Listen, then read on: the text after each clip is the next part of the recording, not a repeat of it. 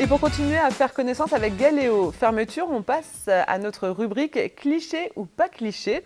Alors, premier cliché, Laurence, le sur-mesure coûte cher. Alors, le sur-mesure coûte certainement un petit peu plus cher que des portails qui sont déjà tout faits et que vous trouvez dans des grandes surfaces.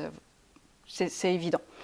Après, par rapport à ça, notre usine a développé des gammes premier prix également, qui en termes de qualité restent identiques à des moyens ou des hauts de gamme. Donc on arrive en fait à s'adapter un petit peu à tous les budgets de nos clients. Autre cliché, il n'y a pas de suivi de la fabrication à la pause.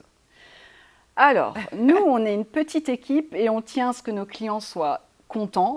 Donc on est toujours là. Dès qu'il y a un problème, si ça arrive, qu'il y a un problème, ils savent qu'ils peuvent nous appeler et on intervient dans la semaine.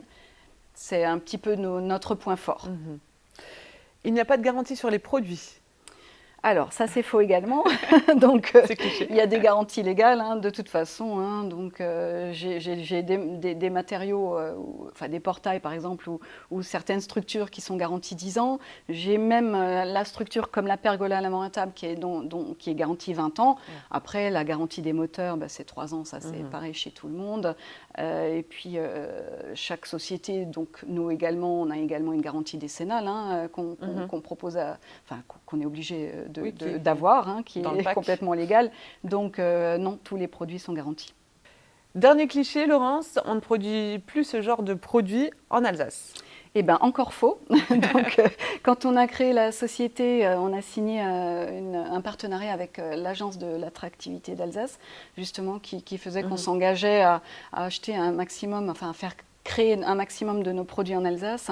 Et donc, quasiment toutes nos usines sont en Alsace. Merci beaucoup Laurence, il est temps de passer à une autre rubrique. C'est celle en fait de l'anecdote du lieu insolite. Alors, est-ce que justement vous avez une référence comme ça de lieu insolite, un chantier qui vous est resté en mémoire, quelque chose de particulier? Oui, alors c'était il n'y a pas si longtemps, c'était un chantier un petit peu hors norme pour nous parce qu'on est quand même une petite équipe.